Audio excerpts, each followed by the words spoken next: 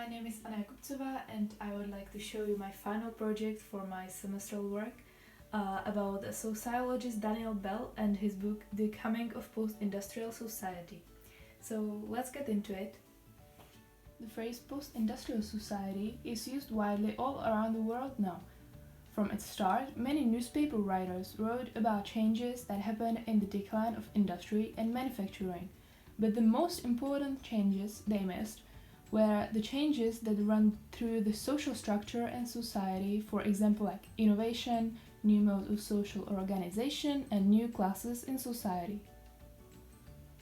The concept of post-industrial society comes after the pre-industrial and industrial society. In pre-industrial society, population was based on farming, mining, fishing and other agricultural resources. With the creation of new sources of energy and industrial development and its use, also landscapes changed radically. People started to use steam for traveling, build manufactories and develop many new methods of production. In Western civilizations, population increased because of new medical advances. In economics, new abilities also occurred. People were able to gain greater output of goods with similar or lesser input of labor. People also, for the first time ever, started to make goods not found in nature, for example as plastic, and could profit from mechanized productivity and gain wealth from it, not like in pre-industrial era where wealth was gained by wars, slavery or plunder. So, how do we explain post-industrial society? The first explanation of the coming of post-industrial society was formed by Australian economist Colin Clark. In his book Conditions of Economic Progress, he divided economy into three sectors: primary, secondary and tertiary, as the economic process was measured by degree of productivity in each section. Economic progress was defined as a function of different activity among all sectors. Services, the tertiary sector, was considered as a beneficial category which people could back then finally afford. As we know now, even in today's society structure, services are part of the main economic system. The biggest expansion of services is in human services, which is primary health and education. Both of these means a big increase of productivity in a society. Education increases humans' knowledge and healthcare and health researches helps reducing illnesses.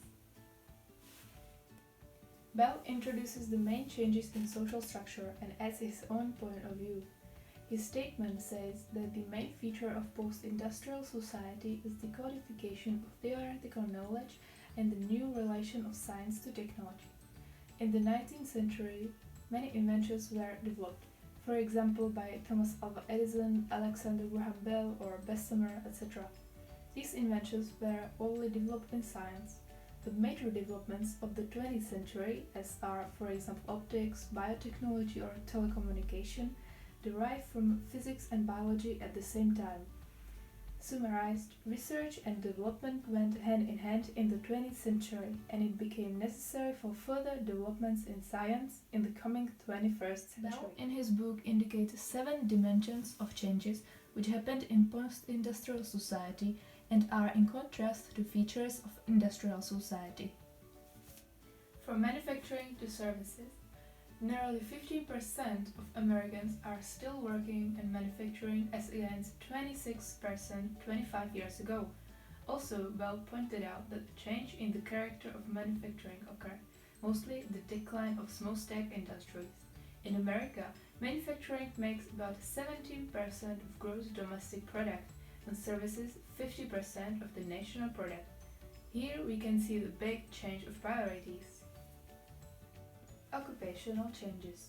In post-industrial society, we can see a big change in workers' skills. The most striking change in the character of work was the rise of professional and technical employment.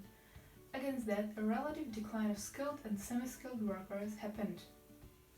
In 1996, more than 74 million persons were classified as managers, technicians or administrative support category, and only 3.5 million persons were classed as skilled work, property and education. Another big change has happened in education. In traditional times before modernity, People didn't gain a place or privilege in society by their own effort. It was inherited through a family or in a business. And also, education was not very much required if you run a family business. Today, education is mostly the main index of gaining a social position. It has become the basis of social mobility. Education is required for most of today's jobs, either professional or technical. Financial and human capital. Today, we have a lot of different capitals which reflect our positions. Only 30 or so years back, the only capital that was officially considered as a mobility resource was a financial capital amassed as money or land. It was the work of Theodore Schultz and Gary Becker at the University of Chicago, who started to see human capital as the essential feature in society. The lack of networks or exclusion between workers led to considering social or human capital as an essential feature of society. Technology and intellectual technology. The only main technology that industrial society knew and was used to was machine technology, which is understandable due to the circumstances. What we can't put aside today is, as Daniel Bell says, the rise of intellectual technology that has risen up rapidly in the last 2 centuries.